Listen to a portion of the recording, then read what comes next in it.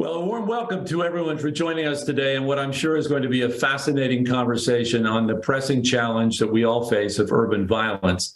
In my hometown of Denver, we just again had another killing in a high school just a couple of days ago.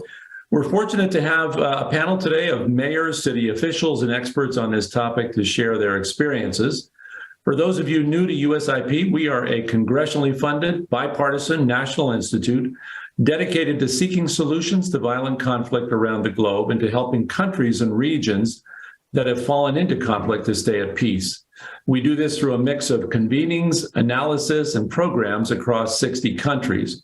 In the hemisphere, we're active in Colombia, El Salvador, Honduras, Guatemala, Haiti, Venezuela, Nicaragua, and Bolivia, working with local partners to build a culture of lawfulness, resolve conflicts, and empower local peace builders. Now, a couple of administrative issues. There's two YouTube streams, one for English speakers, which provides simultaneous translation into Spanish, and one for Spanish speakers, which provides simultaneous translation into English. So please be sure you're streaming this event in the language you prefer, but you have to start with the right link to begin with. Our session today will include an hour of moderated discussion during which we encourage the audience to submit their questions using the box at the bottom of your screens. During the last 30 minutes, we'll pose as many of those questions as possible to our panel. The challenge of urban peace building in Latin America is multifaceted. It involves organized and common crime, political violence, and gender-based or family violence. There's a constant need to balance enforcement and prevention, the hard side of anti-crime measures, along with the soft side of social, economic, and cultural measures that together will ensure long-term peace. It is not an either-or construct. Officials must address the socioeconomic drivers of violence by initiating long-term programs that help young people resist gang recruitment and see a future where they can contribute to rather than prey on society. But they also need to maintain a full array of security forces that are not only strong, but trustworthy, who respond to community needs and concerns. And they need to constantly engage, dialogue with, and empower their communities themselves, including business people, religious leaders, and civic activists, to recover civic space and build a culture of legality. Now, let me present our panelists today. We have Guillermo Cespedes, a violence prevention expert with over 4 decades of experience at the local, national, and international levels. He served as deputy mayor of Los Angeles, directing the Office of Gang Reduction and Youth Development, where he implemented a comprehensive strategy that significantly reduced violent gang crimes. He's also supervised U.S. programs in Honduras and helped develop gang prevention strategies in El Salvador, Mexico, and the Caribbean. Thank you, Guillermo, for being with us today. Oscar Escobar is mayor of Palmira in Colombia's Valle del Cauca, located in one of Colombia's most beautiful but also most violent drug trafficking corridors. The city of Palmira has long suffered exceptionally high rates of violent gang-related crime. Under Mayor Escobar, the city identified neighbors with the highest incidence of violent crime and then targeted those areas for a series of interventions, from youth-oriented social programs, violence interrupters, to initiatives to ensure access to justice. Alexander Mejia is a regidor or city council member in the city of Choloma, located in the north of San Pedro Sula, in the department of Cortes, Honduras, the country's 3rd largest city and a center of foreign-owned factories.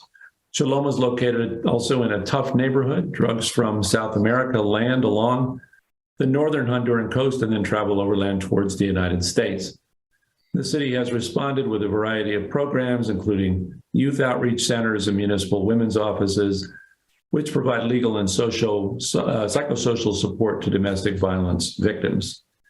And Dr. Alejandro Cusi is the Security Commissioner of Morelia, Mexico, capital of Michoacan State. He did his doctoral work at the University of Navarra, has a long career in peace building and citizen security, including a high-level position in Colima.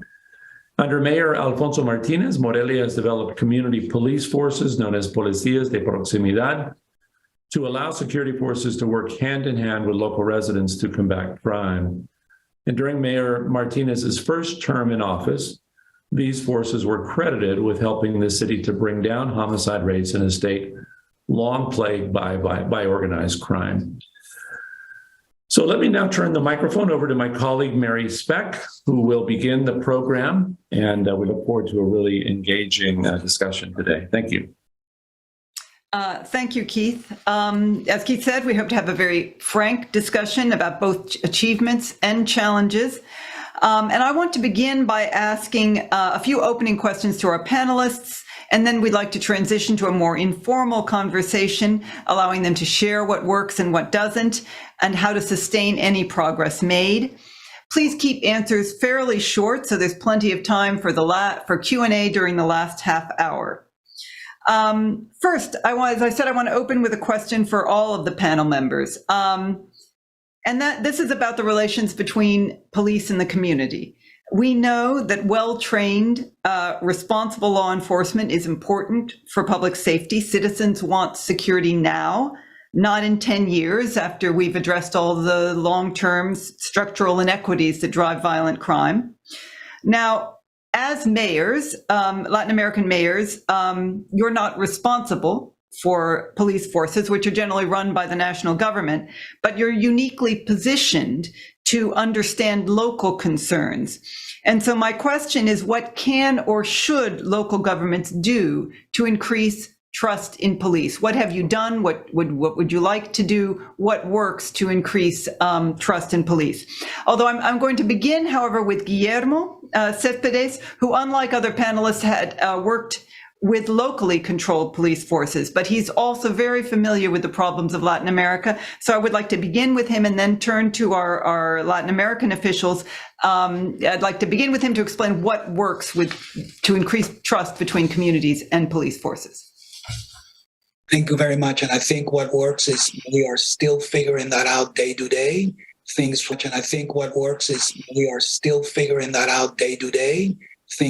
for a period of time, and we need to refreshen those interventions, if you will. The experience I've had with improving or enhancing police-community relationships, especially in gang control neighborhoods, has been to start at the micro level, which means the crime scenes. That means that the legitimacy is established while having members of the mayor's office, the police department, and violence interrupters respond to all incidents of shootings with serious injuries and homicides, so that the work starts to be blended at the very local crime scene level. And the legitimacy is built from that, rather than starting from a macro policy level and trying to get down to the neighborhood level. So the very specific strategy is responding 24/7 to incidents of shootings with serious injuries and homicides, which is extremely labor intensive, by the mayor's office, the police department, and violence interrupters, with three goals: reduce retaliation, reduce levels of trauma to family members, and improve the relationship between city government and marginalized neighborhoods. In the case of the United States, it is the entire city government apparatus that needs to establish its legitimacy with marginalized communities. It's not just the police. So that's what we found effective in LA. That's what we're doing in Oakland now. It is being done in Chicago. It's being done in Baltimore. And I will talk about the challenges of that in Central America afterwards. But that's... Thank you. We'll come back to you then for the challenge, what your view of challenges. But first, I'd like to turn to Mayor Escobar.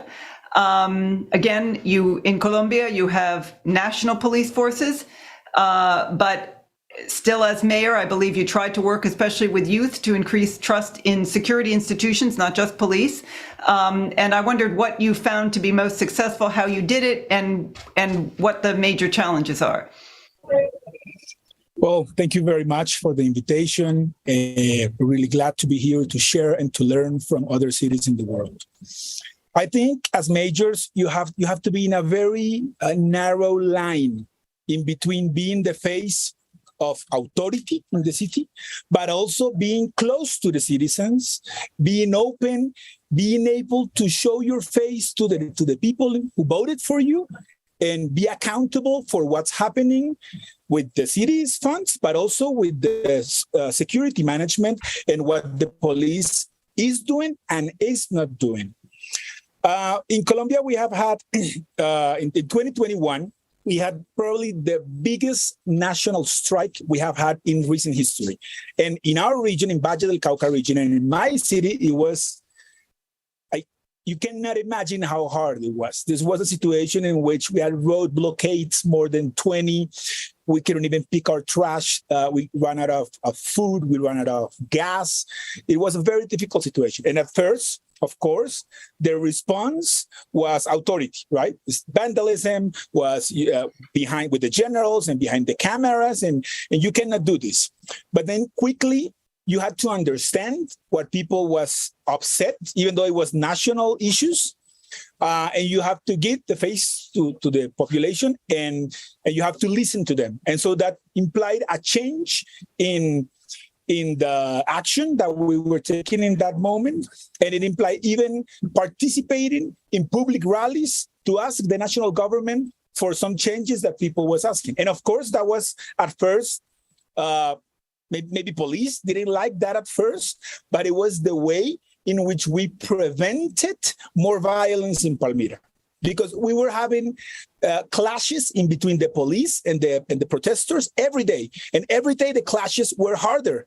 And so this violence was only escalating. So as a mayor, I had to go out with a white flag and say, okay, I'm the authority, but let's please not kill ourselves, right? Let's talk this and let's dialogue with this difference that we have. And I think that creates trust, because if you're only with the generals and behind the CCTV cameras and all that, you're far away from the people, and you're not hearing what can be happening if there's cases of police abuse, if there's corruption in the most affected neighborhoods. So you have to be there. Other strategy that we have used, not in that special moment of the strike, is do security councils in the neighborhoods. So some police doesn't really like that either, because they say that there is a security information that it's only the mayor is supposed to have. But you tell them, okay, give me that information in private, and then we're going to have a open forum with the people from the neighborhood, and we're going to listen to their complaints in terms of which are the most issues that are affecting them. And many of them don't even have to do anything with police. Many of them are the trash that is not being picked up, and it's making that a corner is having that broken window theory, or maybe that there's not enough lighting in the park and that is bringing thieves to the park. So I think that dialogue with the community in the neighborhoods is very important to create trust in institution, which is in Colombia and all over the world, I think it's in its lowest levels. Thank you. Commissioner, what is the situation in Morelia? How have you worked? I know Morelia has been considered as a model for policías de proximidad. What is the formula in Morelia for increasing trust in police? Because in Mexico, as in other countries, including in the United States, there is often a very deep distrust of the police.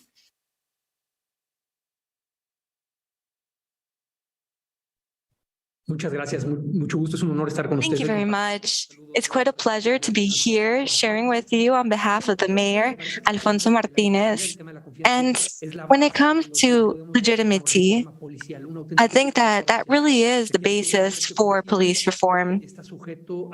Today, the police are subject to scrutiny. This is a topic that is being debated around the world. So we decided to try to bet on trust as the basic foundation for this relationship between the authorities and the people. We've tried to place ourselves in the shoes of the people. That is to say, we have this institution that has created a lot of distrust in Latin America and in the US, for example, with the case of George Floyd. So how can we try to come to an agreement? We found two ways to do it. First, we have to redefine what the mission of the police is. What can the police in Morelia offer citizens? And this may seem a bit different for the police, but I'll give you an example here. Today, the police in Morelia address 50% of emergencies, medical emergencies. So this may be done because of the lack of infrastructure or medical support in the city, but the police are able to address these situations as well, and that allows us to truly address citizens' concerns. For example, addressing these medical emergencies through uniformed policemen that are also doctors or paramedics. We've also started to address the cases of lost children. This is very practical. So we've been able to address this through service to the people. That's given us greater legitimacy and greater trust. So the police in Morelia is very new, it's very recent, and according to the rates in the country, citizens in Morelia trust more in their police today than when it was created. We've been undergoing very complex processes, and we've addressed other topics as well, such as where does the authority come into play? This is something that we clearly see in Latin America, for example, where there is no legality, there is no state of law. So we've been able to create this minimum legality. We've needed the authority to serve as a model in order for everyone to comply with the law. So we've been able to gain a lot of legitimacy and trust in that regard. I'd also like to share briefly that there are a few other elements that we've been working on in a practical manner. We were in Colombia and we learned a lot of good practices from there as well. We were able to start a very successful program for mediators. These mediators are very young people who are trained, and before starting their careers as policemen or policewomen, they work in the communities. So they address issues that are not related directly to the police force, but impact security, such as utilities, maybe lights that are not working, or parks that haven't been cared for, and there's a lot of vegetation. This allows us to have greater dialogue. It doesn't impact the police force, but it allows us to focus on these issues that may be related to the authorities by addressing these public services. Today, the police is a victim of a policy that has left many people unsatisfied. So we've been addressing these issues that concern citizens, and as serving as an example, we're able to provide citizens with greater service. Thank you. It's interesting. We've got three. Guillermo began by saying that it begins at the crime scene. It begins with solving the crimes, 24/7 being there for police. Mayor Escobar talked about the situation of national demonstrations that had created tremendous distrust. And interestingly, the Commissioner of Security in Morelia spoke about doing things which really we wouldn't consider necessarily the police primary duty, but addressing health emergencies and helping people with overgrown vegetation and bringing back public spaces. I wonder, Guillermo, if you could comment on these three different aspects. And since our invitee from Honduras has not yet arrived, how do you address all those different functions of the police in countries which have just as many problems as Colombia and Mexico, but have even fewer resources? A country like Honduras, which is beset by organized crime and even poorer than most of the countries in Latin America. Well, first of all, I think all three approaches are very valid, and they need to be implemented as part of a comprehensive strategy, number one. So I think I spoke about a starting point, which doesn't exclude these other elements. I think right now we are across the world reimagining public safety. And that includes figuring out how to both what I call putting out the fire, the immediate response to homicides and shootings, and fireproofing. I think we've reached the point where we have to address both. I am not law enforcement. My area of specialty is social programs, but I do think that in the United States and probably abroad, we've come to the point where we really do know that this is not a problem that we're going to be able to arrest exclusively our way out of it or prevent our way out of it. So the challenge that we're facing is, how do we blend these three things that are being implemented? From my point of view, I started with the micro implementation for one reason. For several reasons. One is that empowers the mayor to be able to respond to citizens immediately. The political pressure on mayors is that body bag on the ground. Citizens really are not concerned with longer term prevention. My field of prevention historically has focused primarily on long-term solutions and less on solutions that are looking to impact that particular homicide. So the mayor from Morelia spoke about mediators. In Colombia, they're starting to use violence interrupters. This sort of social, civil society interventions that help to address crime. Pretty innovative. We need to improve it, but I think it's part of the solution. So to answer your question, I think all three responses are very valid. I think we have to do all of it. The big challenge is to make sure that, in my opinion, they were not setting up the police for failure by putting things on their plate that they cannot actually resolve. I don't believe, in the case of the United States, the police is trained to deal with family trauma, for example. Therefore, we should be very careful that in expanding public safety, we're clear of the lanes of operation. So I like to, just sort of end my comment with this. Across the United States and probably the world, we've started to reimagine public safety. Defunding or funding has gotten ahead of the reimagining.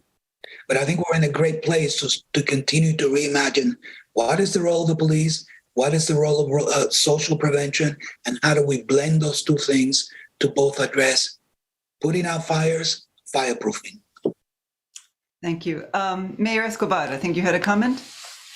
Yes, thank you very much. A little comment, because I do believe that one of the issues is that police is responsible for a lot of things. So again, and there's so many of those things that we can solve on a community basis. For example, the neighbor who puts music loud until 5 a.m. in the morning. And then all the people is calling, hey, please, the drunk one in the corner, go and turn the volume down. And so that takes also a lot of operative burden on the police to go to the neighborhood, tell the drunk guy to turn the music down. The police leaves, and then all over again, the problem starts. So in the sense that we have a comprehensive peace strategy that's called Pasos in Palmira, and that we have community mediators who try to solve those issues without using the police, that helps a lot in terms of letting the police do their job, that is actually to chase criminals instead of solving coexisting issues, and it stops undermining their legitimacy because being the party pooper for something, it's not their job. Thank you for that. We've had lots of incidents like that in Oakland of actual violence emerging, not just from music, but disagreements about what type of music was being played. And I know that sounds a little bit humorous, but in a very diverse community, the type of music that is played is representative of a particular group. So that's escalated conflict. So great point. I fully agree with you that we need to, issues between neighbors can be handled at a community level. Okay, thank you. I wanted to now turn to the issue of youth.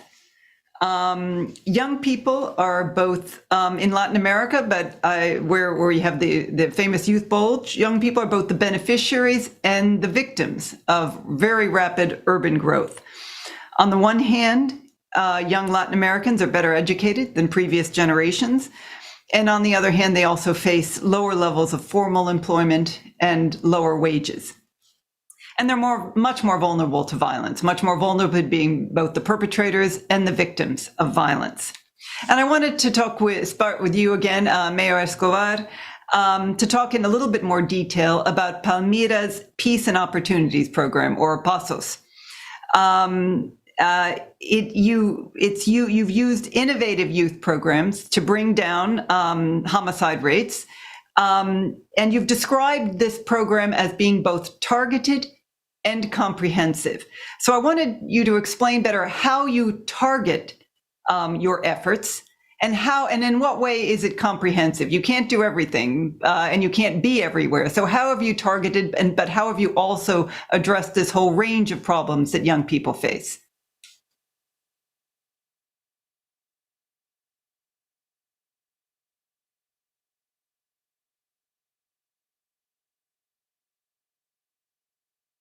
Can you hear me?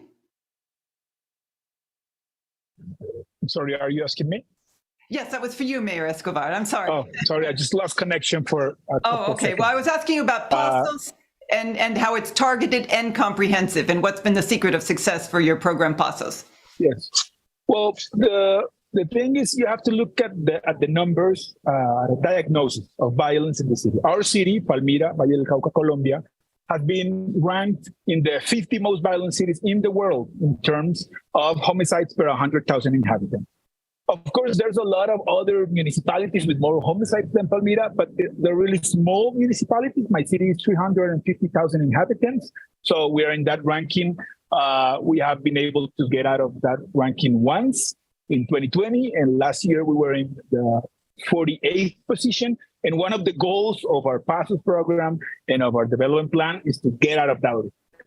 But so you say, okay, we have a big issue with homicide in the last 2 days. Where is that happening? Okay, in some neighborhoods.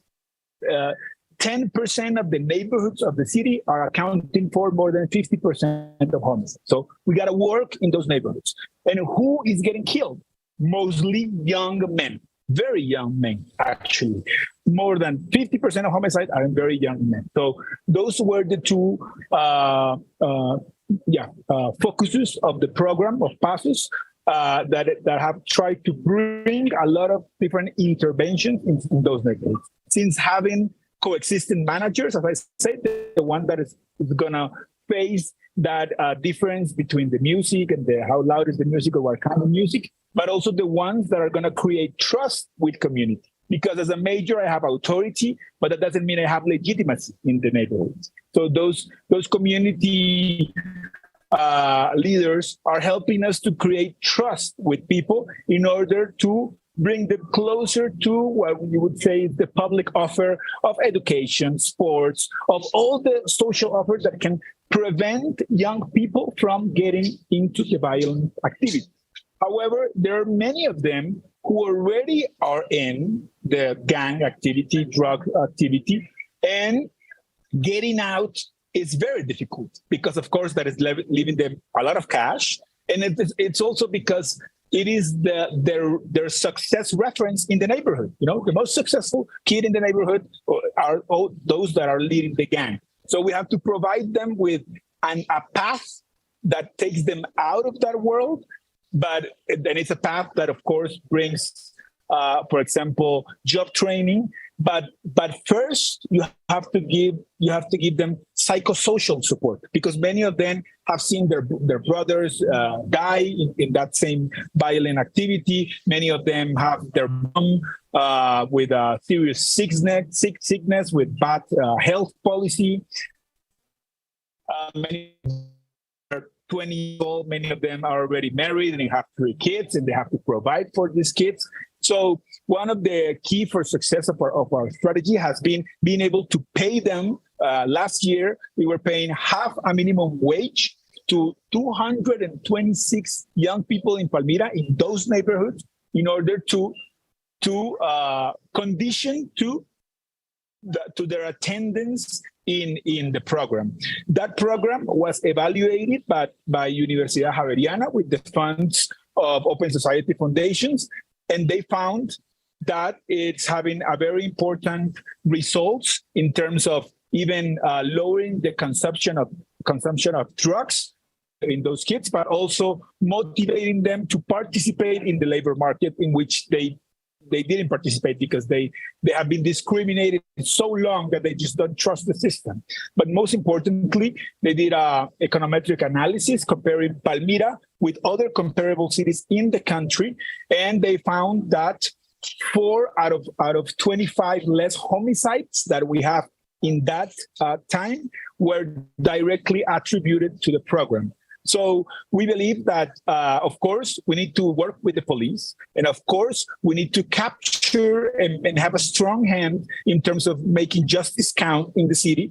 But you cannot enter in a Bukele-like war with gang or all-out war in which you pretend to put everybody in jail, because that is only going to create more resentment and more problems in the future. What we believe is that we have to do the justice to capture, but you have also to provide them a way out, a path out of that world.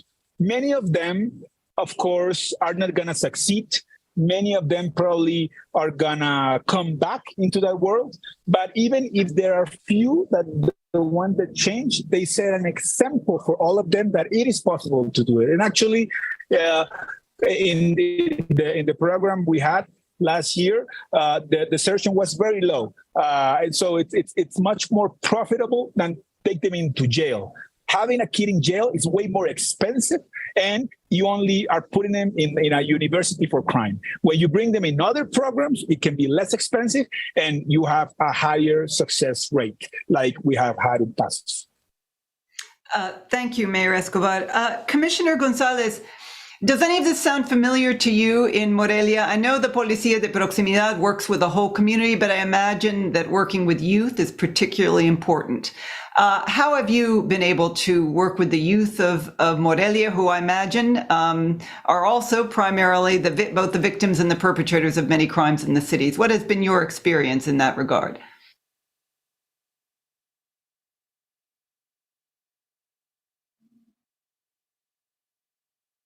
Claro, con todo gusto. A ver, en el caso de Morelia, lo que hemos hecho es apostar. Yes, of course. In Morelia, what we have done is that we have bet on young people. What we try to do is to understand how we can avoid for young people to do the same crimes, commit the same crimes, those small misdemeanors that are not felonies, but we want to avoid that. So through 3 axes, we have been working with the community police. This is what was mentioned earlier. And in fact, this is a community policing that allows the mayor to make decisions, allows the mayor to have the political decisions become practice on the one hand. And then you also have a police officers that are nearby. And as we said at the beginning, they're there to make sure that they're there when we have these situations that worry our citizens. Then we want to intervene when people who are victims are receive the help. They receive the help that they need from the police, the psychological assistance, the legal assistance, so that they can go on and they can generate these mechanisms of prevention. Another element, which is the most important one, is the civil justice. What we've done is generate a small justice system, which is a mix of the municipal courts in Mexico and the Midtown Court in New York. So we're now in a system called restorative justice in very small crimes like misdemeanors, and this has to do with graffiti, consuming drugs on the street or drinking in the streets. And this has allowed us to have them understand that there are consequences. Security has to do with a component that has to do with culture. It's related to culture. In the case of Mexico, it's clear how if you cross the border and you come to the United States, all of the Mexicans behave like exemplary citizens in the United States. And we wonder, why doesn't this happen in Mexico as well? Because we have many incentives for the law to be violated without there being any consequences. So the small justice system in small cities starts to show what the consequences are of actions of those offenders that start with very minor things. They go through a red light, they go the wrong way, they drink in public, and this starts to generate the consequences. They have to be made aware of the consequences and sanctions. They're not always negative. It not always has to do with a punishment, with an arrest. What we're trying to do is to make sure that there is a cultural change. We've been working with the U.S. government through USAID with the 7 years. And through these courts, we have developed a process. We have what we call service portfolios. We have service measures. We have the re-educational measures. So someone who is drunk driving, instead of being arrested, what happens is that that person has to go to therapy to control his or her addiction. And that person is supervised by the police so that they change their behavior. This way, what we're doing is that we're betting on prevention. What do I do? What do I mean by this? Today, Morelia, like many other towns in Latin America, have family violence. This is the violence that happens within families, and this is caused by the use of drugs. And what we've tried to do is that if we don't resolve the underlying problems, if we don't give them the capabilities, we will have even bigger problems in the future. We're working with young people. We're trying to bet on working on addiction instead of punishing people. What we do is that we provide them treatment. This is a treatment which is paid by the administration so they can resolve that problem. If they have anger management issues, then we send them to treatment. The message is very clear.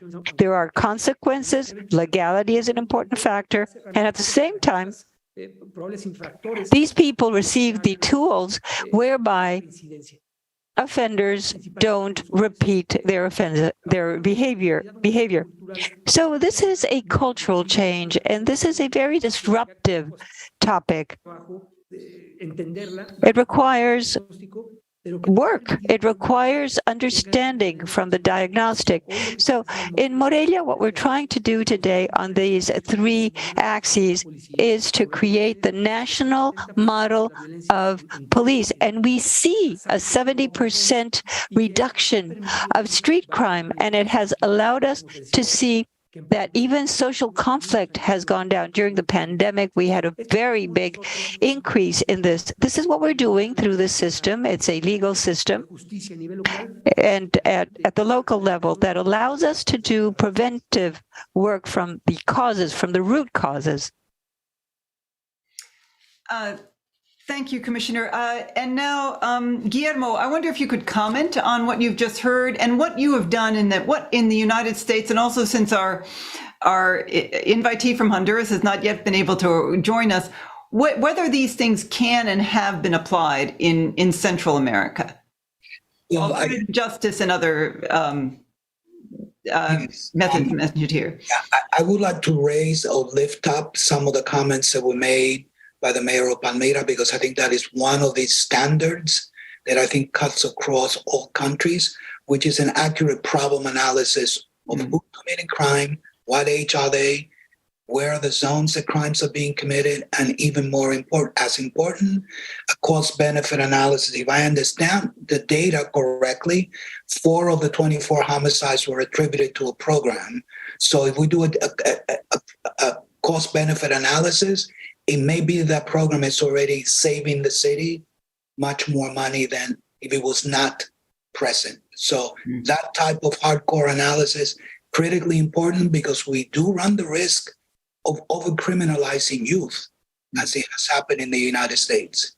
Not all of the youth in all of the communities, even the most marginalized communities, are actually involved in violence.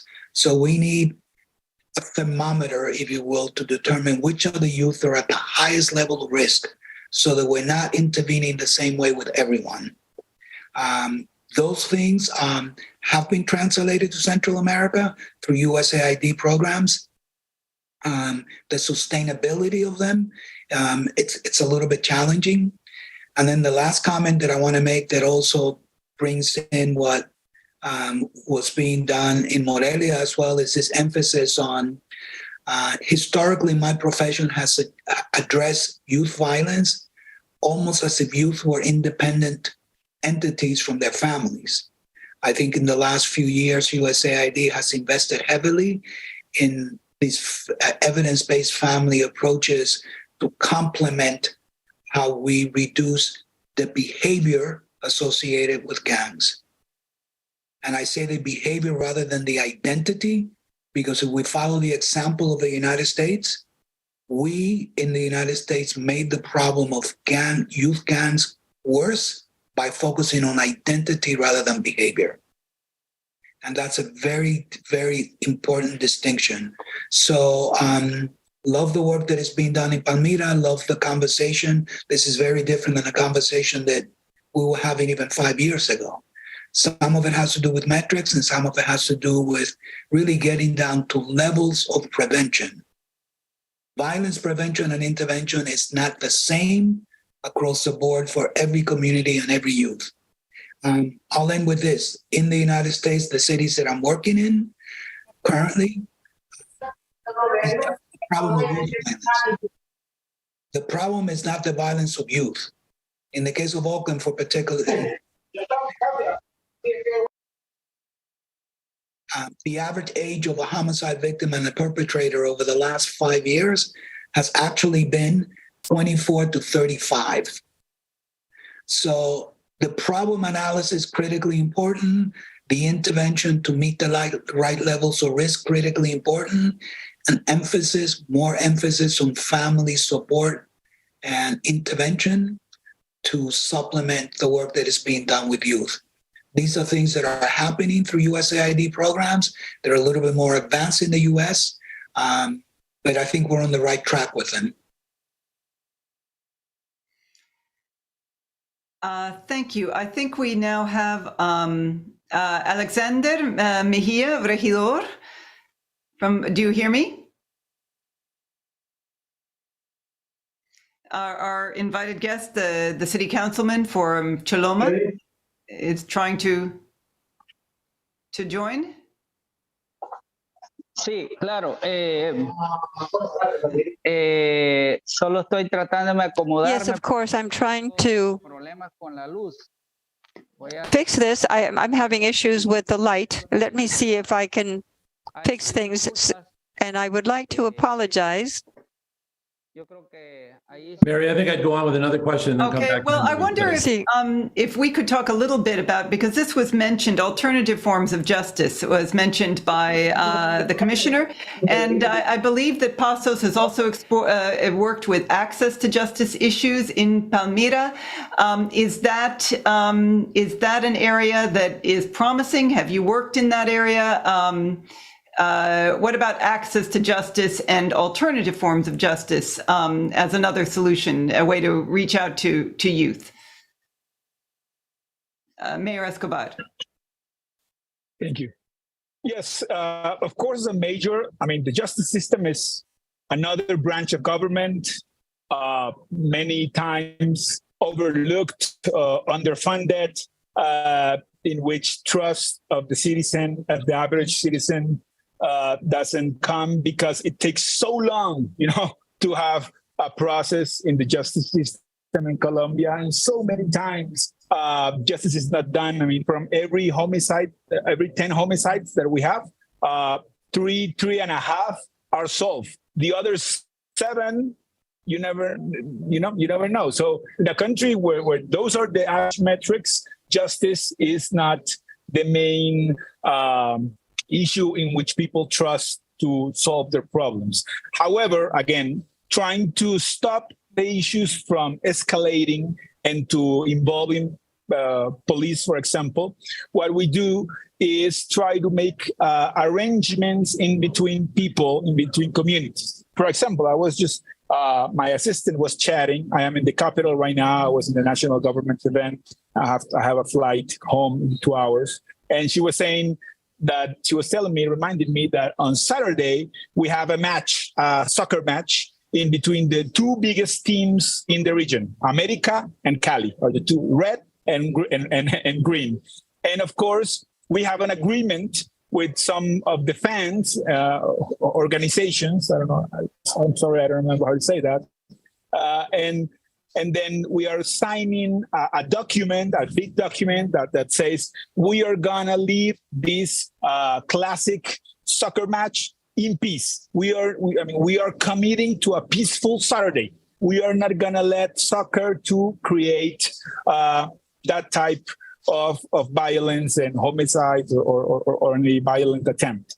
And this is very important. Only the fact that they are willing to sign the same paper, because so many times an offense such as a green wall that is painted from Cali's team, and somebody comes with a graffiti and a red graffiti on top of that is a death offense in between soccer fans. So that is something that is not going to go to the justice system. That is something that, if not addressed, can create violence and even homicide.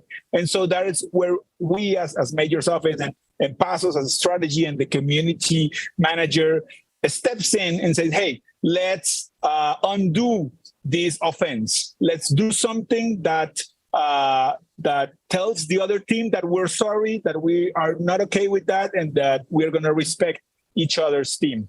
And only that is justice. I mean, that is alternative justice for us in terms of a soccer match. And we do that, and there's a lot of cases in which we can do that. I think our friend Alexander Mejia is still trying to get online. I wonder, though, if Guillermo, could you talk about some of your work in Honduras and whether these programs are possible in countries such as Honduras, which has so few resources? And then maybe we can switch to Alexander to comment further. Well, I think components of the programs are, it's absolutely possible to implement them. But I think it's a little bit more challenging in Central America is getting funding for a comprehensive strategy. There is not one program that I know of that by itself can reduce or prevent violence. Prevention programs need to be part of a larger comprehensive strategy. The challenge that we're having in Central America is most of the funding is directed to a specific program, not a comprehensive strategy. So in the case of Honduras, the 4 years that I was there, we were implementing a very specific family approach to be done with youth at the highest risk of gang joining that were identified through very specific metrics. And the families they were provided an intervention for a period of 6 months. And this was done in San Pedro Sula, La Ceiba, and Tegucigalpa. Mm-hmm. So the program was successful in accomplishing the goals of that particular program. What we were having challenge with were two things. One, how do we fund the comprehensive strategy? And two, the perception that or expectations, the programs will be sustained by volunteers, which is not the case in the United States. So the issue of sustainability, we need to reframe what that means. There is no social program in the United States that's effective, especially if they're evidence-driven, that can be sustained without funding. Right. One consideration is to really focus more on longer-term funding that has metrics attached to it, so the programs actually have the required time to be proven to be effective.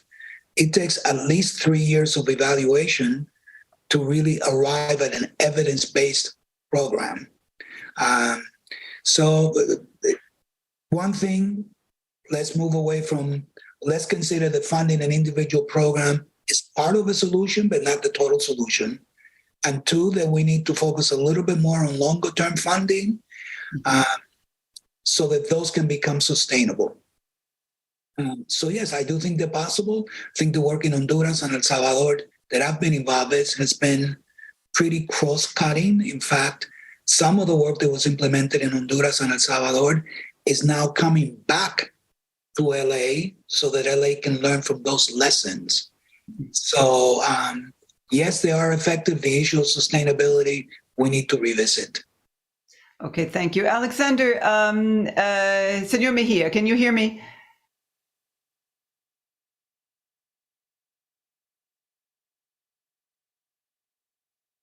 la oportunidad de tenerlo acá en Choloma como un modelo. The opportunity of having this in Choloma as a model of of the work he did in Los Angeles. So we had the experience with him in our municipality. This was very useful. This was useful at the time to implement programs and processes that guaranteed the exchange of activities and, at the very least, to understand how them, through their methodologies and processes, were able to control social problems at the time.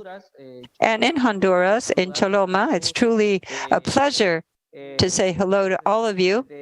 We're here. We've been here since 2010. We have worked as the mayors in our municipality, as administrators as well. We have participated in a number of programs. We had a thematic panel to talk about the problems that our municipality was experiencing in terms of crime and the presence of the maras, of the gangs, so that USAID was able to provide teamwork so that we could identify those areas, those neighborhoods, which at the time had been taken over by these social issues. In the end, I think that we were indeed able to cut the spaces of certain communities so that they could become green areas, social equipment areas, and how to empower the communities through projects that use the CESPER methodology, as well as a project that provided a design, an overall design, where we could socialize in communities, in vulnerable groups, and we would start with the children. We wanted children in their community who wanted to see change in their community. Then we spoke to younger people, to young adults, and then the parents. This is what we did in order to control these communities. In this case, 19 neighborhoods required our intervention silently. We did this in a structured manner and were able to reach them. Now we see the inauguration of projects. For instance, today we were there. This is called the Japón, the neighborhood Japón. We worked with the Japanese government, and of course, the town administration was able to provide some of the funds in order to bring this community back from all its problems. We were telling an anecdote when we started to create socialization with this project. The first thing they do was to go and make holes in our tires. So now it's a model neighborhood at the national level that allows citizens to have a park, to have a model school, to have fields, sports fields, with their streets paved, with their recreational areas, with lighting. And this is how we've been able to work within these communities, this large group of communities, with the control of many problems that that community was facing at the time. However, empowerment by the municipal government and the intervention of different parties provided a number of projects where we saw measures for education for young people, for minors, for children, as well as being able to learn to live with their fellow citizens. And we were doing this through the outreach centers. These outreach centers were created in spaces that the community had provided, but we used to have rape, we had aggressions, and there were parties in the community. People would die, people would quarrel, people would fight, they would kill each other. And so During one of these sessions, we call these motions, we introduced a motion. We did this in these community centers, and this became outreach centers where there would be a space for all this. We had an area for music, for play, for school activities, a cooking school, an office to train young people so that they could become bakers or jewelry makers or dessert makers. So this was all within the community. There was a multiplying factor because the volunteer youngsters became a volunteer group within the center to help young people. At the same time, we also tried to provide spaces for gym, for girls would learn to become jewelry makers, would learn how to cut hair, all of those things, all that array of activities that were concentrated in that space that was at the disposal of the community. So we have 12 outreach centers that are able to reach these young people instead of being on a corner, on the street, doing things that they're not supposed to be doing, smoking pot, or other things like kidnapping or aggressing other people. So this is what we've done, and these are the outreach centers that have become such an important part of our program. This is not all. The most important thing is that the community can benefit based on the volunteers that community provides. So now we have communities that have had electricity installed, their streets have been paid, their gutter systems have been reconditioned, they have sports fields, there are places for children after school, after school activities. What is truly important is that the other side of the community, the counterpart, the municipality, the community, and especially the person that provides that service, we come together, each of us providing their support. We provided certain materials. The community provides the volunteers.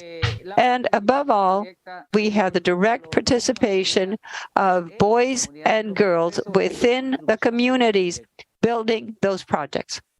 Thank you, Alexander. Yes, I've visited the Centros de Alcance. They're low cost, but they're safe spaces for young people, and I think in that sense they're very effective.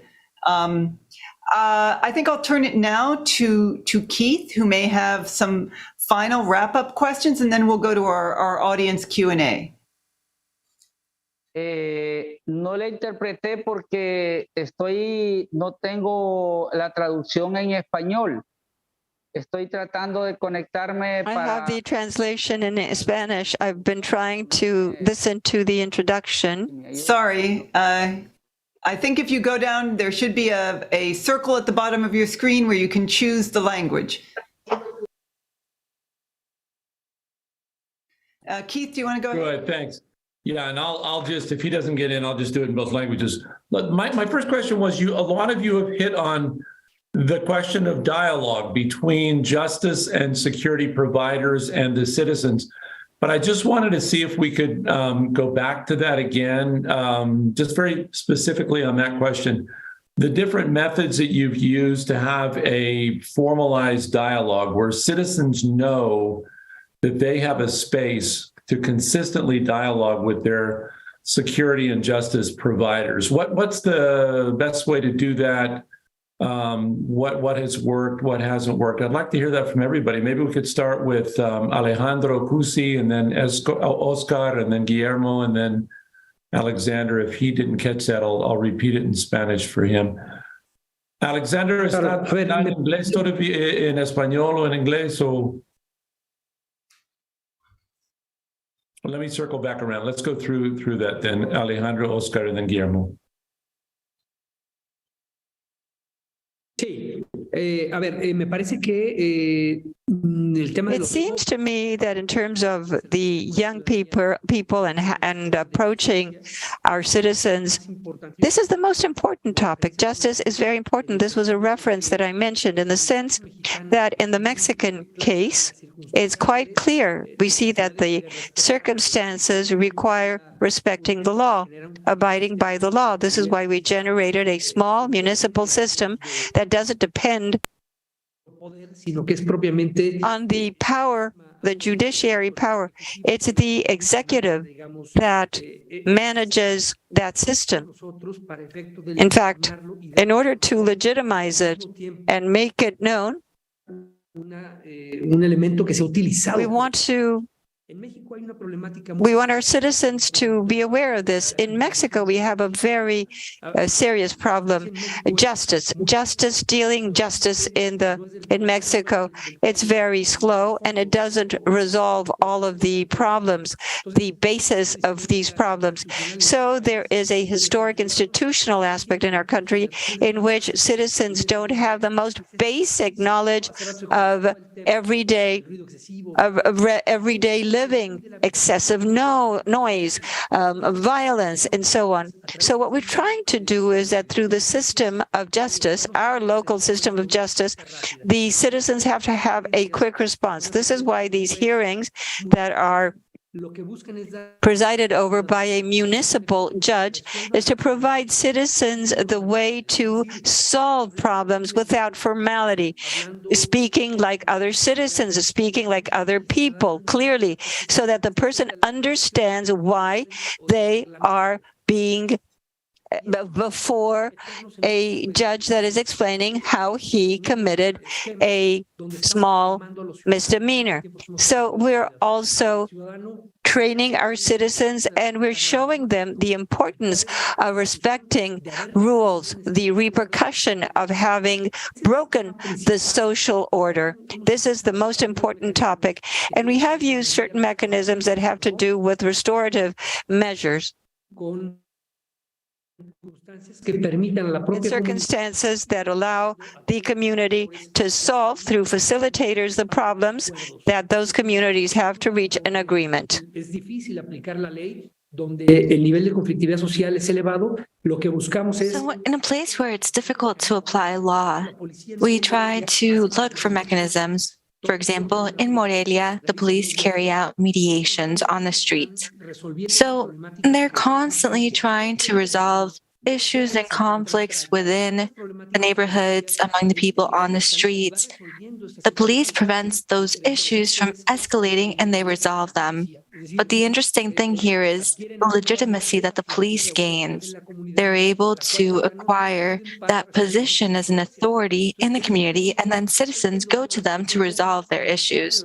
So we have been trying to show people that they can access justice, even in basic manners, and that different things do happen here.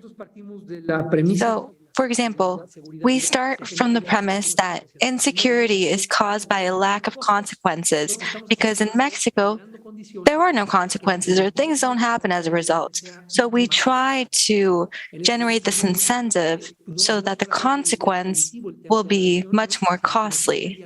We need to react and we need to dialogue with citizens.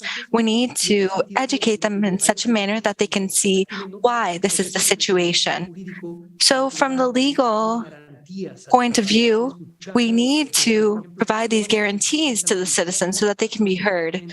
All of the arrests that are made by the police need to appear before a judge so that they can see if this is a legal issue, if it was a forced arrest. We have the body cams on the police uniform. And additionally, we have this process done in court. So this allows greater supervision when it comes to the police. It's called the strategy crystal box. And this goes back to the start. What we want is legitimacy and trust for the authorities. We want citizens to be heard. This is an exercise that's cathartic, and then we have the authority granted to the police. Thank you very much. Oscar, the same question about dialogue. Is there I dialogue with my townhome, my neighborhood every month, but I must say I never dialogue with my police. What is the method that citizens should have to dialogue with the police? Well, we believe, again, the justice system, as the Major was saying, has a lot of things to improve.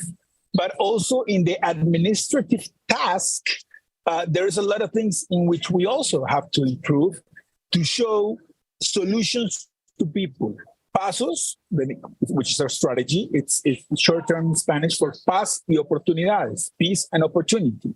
So again, police is important for the strategy, but it's only one actor in between 15 actors accounting for different city offices, but also accounting for social organizations that help us bring opportunity to these neighborhoods. So again, when there is abuse of police, people can go, and of course, I think all police officers should have a complaint office.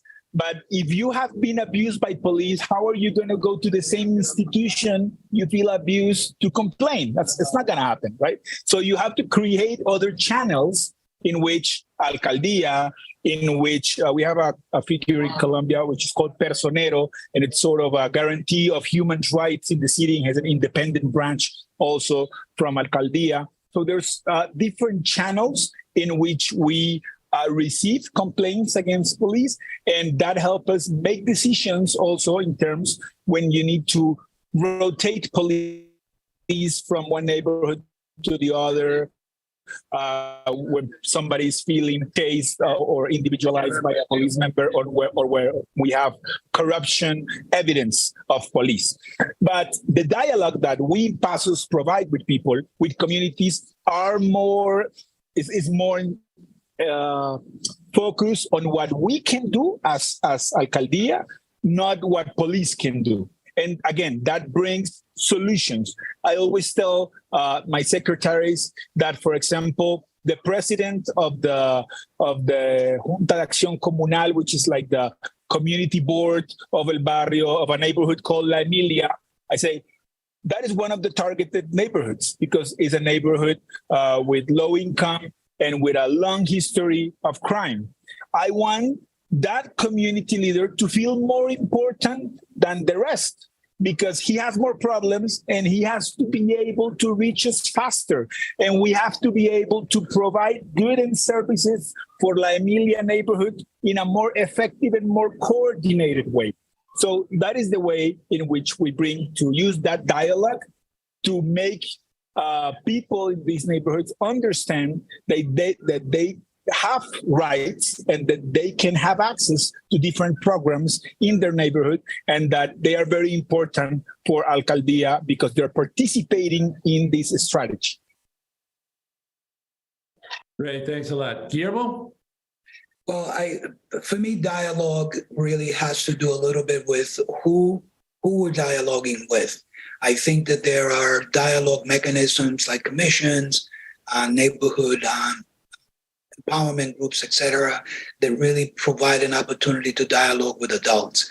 I think some of the issues that we're having with youth requires a different kind of dialogue. So one example, and this is only one example, I don't want to present it as a panacea or something that LA did. It has been doing actually since 2008. It's this approach of this community engagement approach that takes place July 4th through Labor Day weekend, 7 p.m. to midnight, Wednesday through Saturday, which is the time that violence spikes throughout the city. This is done in the most violent neighborhoods, and it includes everybody: youth, senior citizens, families, adults, the police, former gang members, community leaders.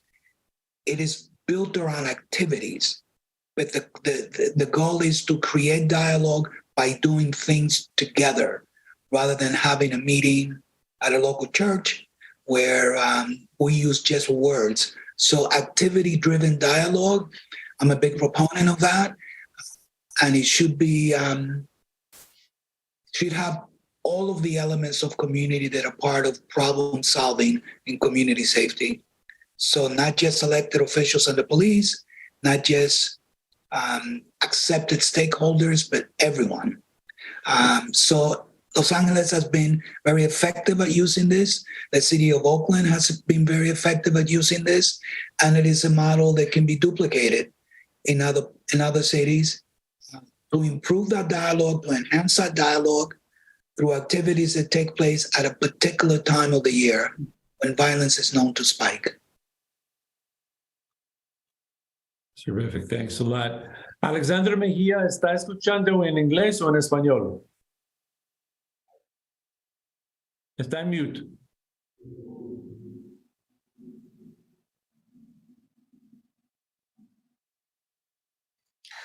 Okay. Ahora sí. Sí, There we go. o sea, Yes. algunas cosas sí las Well, interpreto, otras no. some of the things I'm able to understand and others not, because I'm listening in English and I honestly don't know English that well. No, But I've been able to pick up on a few things. está bien. Mire, Alexander, la pregunta es sencillo. La cuestión de It's okay, diálogo Alexander. The entre question is ciudadanos about dialogue y la policía y between los proveedores de citizens justicia. and the ¿Cómo es el police mecanismo mejor, and según su entities that deliver punto de justice. vista, para facilitar el So, diálogo entre what is ciudadanos the best y los mechanism proveedores de seguridad? for establishing dialogue between citizens and security forces? En nuestro municipio o en Well, nuestro país,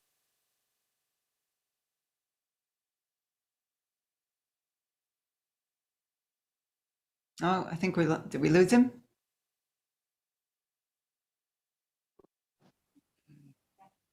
perdón que se me... apologies, sorry. señal. My signal was unstable. Decía de que, prácticamente, Well, nosotros en I was saying that nuestro país basically, hemos tenido uno in our de los country, mayores problemas en cuanto a, one of the greatest issues a la interpretación de la is, well, población en it's cuanto a the way that the population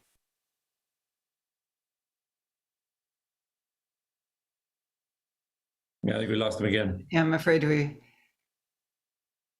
Well, Mary, you want to ask? I've got another Yeah. question. Let me go. okay. Look, I have one other quick question for all three of you again. It was just a question of resource allocation. So resources are always limited. They're always going to be insufficient. So how, and you've talked about a lot of very creative, interesting programs. I guess the question is, bureaucratically, politically, how does one best allocate resources? How do you sell the programs that you know are going to be effective, but that may not be the most politically popular, may not be the things that win over politicians or even sometimes citizens, but you know are going to be more effective? How do you work that question of resources? Maybe we could start with Oscar, and then Alejandro, and then Guillermo. And I'd just like to add one thing. I think, Oscar, you talked about resources earlier, and I think you've argued that Pasos has actually saved resources in the end, that it was very cost effective. So if you could explain a little more about that. Well, of course, that is the main issue. Money is, you're always lacking money to do all what you want to do, all that you promised in campaign. It's crazy. But of course, you have to understand what moves the needle, as you will say, what creates more value in the city. And it's sort of like acupuncture. You have to put the money where the most impact is being done. And of course, there has to be a political will to do it, because I think Guillermo has been very clear. This is not popular. People love that you are chasing criminals and bring them to justice, and they believe that is the end solution to crime. And so, of course, we have to do that. We do that in Palmira, but we have to open channels in which we take, I'm going to say something that is tough, soldiers away from these criminal gangs. Funding it for us, we have our strategy has 5 different components. So we started with the one that we call interruption of violence, which is the one that we have talked about with community leaders and mediating conflict, because that was the cheapest for us to start in 2020. And so we started hiring these community leaders that really had experience and legitimacy in territory for them to intervene conflict and help us win trust with the communities. Because that's something also Alexander said earlier. When the first time you go, they'll break your tires because they just don't trust the government, right? And then we had that huge national strike that I talked about. And that was so terrible, that brought so many losses to come to private companies in the region that the businessmen in the region say, we got to do something. I mean, we have to, what does these people want to let us work? And all they said, we want jobs, we want opportunities. So it was like a perfect storm in which it became an opportunity for us as city mayor's office to say, hey, we have a program that we're only starting to implement, and we believe this is going to help to bring violence down and to create a more safe environment for all of us, for citizens in those neighborhoods, but also for companies to make money, to be able to do their businesses. So we were very lucky, and in 2021, we got a lot of funding from private companies. And all the I said we started with interruption, and then all the intervention programs were funded from 2021 to 2022, mostly by private companies, because the intervention component is the one that in which I said that we're paying half a minimum wage for 267 young people to condition to being in the program. So that, of course, it costs a lot more money than interruption. And we have been able to do it with a lot of private funding. Right now, we're actually in that challenge of sustainability, right? Because, okay, so the private companies funded really hard for 2 years, and now they are like, okay, this is the job of the government. This is not my job to do this as a private company.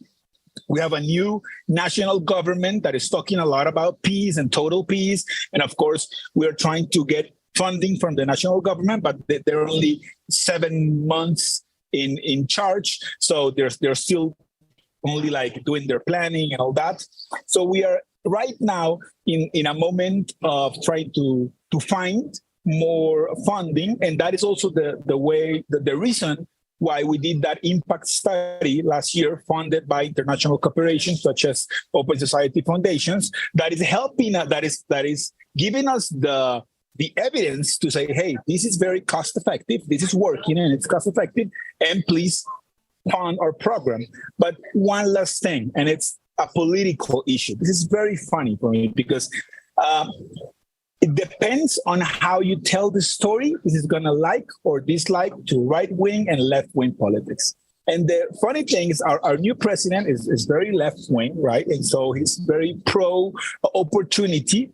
But of course, if you say we're going to pay half minimum wage or a minimum wage to a criminal to get out of the gang, it brings a very big political debate around justice. Why are you giving money to a criminal instead of giving money to that guy who's working in the day, studying in the night, who's never committed a crime? So I think the wording and the way in which we sell the strategies have very big impacts in terms of being able to have a political agreement in between parties and being able to fund the programs. And I wanted to say that because even though now it brings a big political debate, a left-wing president is proposing this, what I always tell is, hey, we were already doing that, but with the funding of private companies whose owners are mostly right-wing and mostly conservative. So I think we can come to an agreement that is best for all if we invest in young people to try to prevent violence. And that is how we have been doing it. Fantastic, thanks. Alejandro, anything else? Alejandro Cusi? Sin duda que cualquier política pública requiere recursos. Without a doubt, any public policy requires resources for implementation. And this issue of sustainability is something that we see frequently because we do have limited resources. What we've done is to bet on these projects in a certain way. These programs are costly, so we bet on international cooperation. We've been able to make the most of the resources, training, and consulting from international entities to truly try to train those who work in the justice system and in the police in order to provide the best training possible. So we've been able to make the most of international cooperation. On the other hand, when we start to look at several models, we see something similar to what has happened in Palmira. We start to see private financing come in. When we start to see these results and these possibilities, we demonstrate that these models also impact private companies and the ecosystem of a city. We see that businessmen, that organizations also want to provide their support. So the greatest challenge here is sustainability. And we have to look at the financing. We have to be creative today, particularly in the case of Mexico. As you know, the position of the federal government has been to militarize or to designate all resources to the army. And we hope that they are providing exceptional support when it comes to public security. So we have these local models, which I think can be replicated easily. Morelia is a model for the national level, and we try to access resources because of a lack of federal resources. So we've been able to address this with a lot of creativity. What I would say now, not precisely from an economic point of view, but from a political point of view, similar to what the mayor of Palmira said, is that we need political leadership. We need to be able to establish these alliances. We need to have these strategic stakeholders that will allow us to continue with the projects. In the experience we've had in Morelia, these good results have led to private financing as well. I think that today, and I'll say this as a conclusion, we see the importance of international cooperation. In Mexico, we see that there are a lot of challenges. As the mayor said, we see differences between political parties. We see that they may not align when it comes to security. But in the case of Morelia, we are basically carrying out a peaceful civil resistance. We see what's being done, and we're betting against what is generally being done, which is to invest more in the military. We are working on these projects from the community point of view, with police, with security forces. And this is complex. We need political will. We need to establish alliances. And we need to be an example for other places and citizens that we can get results like this. In Morelia, that is truly satisfying for us. Our model was able to consolidate itself in a moment in which we had sufficient federal, state, and city resources, and we've been able to maintain our model despite the lack of resources due to a strategic alliance that we have with citizens, businessmen, and everyone that has been benefiting from the results of the program. We've also benefited from international cooperation. So despite the adverse circumstances, such as those we see in Latin America, where resources are scarce, we're able to look at the way that we are creative, the way that we establish these alliances that allow us to be sustainable through these strategic partnerships so that we have the capability and the resources to continue forward with these programs. Fantastic. And I know we're almost out of time, and I don't want Oscar to miss his flight. So, Guillermo, do you have 2 minutes on resources? Then I'll go back to Mary and she can close us out. My comment about the resource issue is that, having been around this field for a very long time, I think my profession, I'm in the social prevention and intervention side of the equation. has a higher burden of proof than other forms of violence interruption. In other words, we have to prove beyond a reasonable doubt using a randomized treatment and control group that the programs that we are spending X amount of dollars in are effective in reducing violence. I think what's on the table right now, nationally in the US, is the discussion of is the same equal burden of proof on the law enforcement side. Is the evidence there that traditional law enforcement has been effective at reducing violence? One may make the case that if that was the case, the high rate of incarceration in the United States would not be what it is. So I think we really need to backtrack a little bit and take a look at the whole complex issue of public safety in terms of what works. I think some social programs are effective, and some are not. And I think some law enforcement strategies are effective and some are not, but we need to evaluate with equal rigor across the board, because that is what's going to generate the political will. So that's one thing. Statistics don't console a grieving mother or a grieving community, but we do need to use data. And then the last point that I would like to make is that I think at this point, there is a desire to reimagine our perception of public safety. I think that move in the United States is very much something that I am hoping translates to the international context, because I think it's fairly clear that we've made a lot of mistakes over the years in the United States that do not need to be replicated. Specific example, in the city of LA, the war on gangs was a failure. It created more gangs and it eliminated violence. This is not a comment from me. This is a comment from law enforcement chiefs of police in LA. So I think we need to really take a look at what is public safety, what actually hasn't worked over years, and how do we evaluate across the board. The absolute necessity to respond to violence as it's occurring it correlates into whether political will is developed by a mayor or not. So if my programs are not reducing the number of shootings, I can't ask my mayor to politically sustain that. So those of us in the social prevention side need to think about how do we interrupt that shooting, which is where I started. We started the crime scene to stop the next shooting.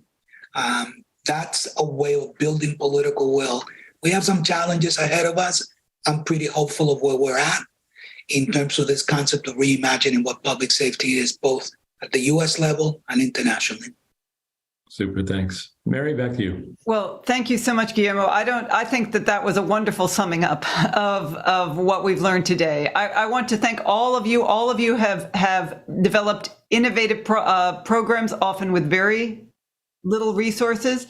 In Morelia, the Policía de Proximidad has been cited as a model, and obviously working very hard to make improve the relationship and the dialogue and the responsiveness of police.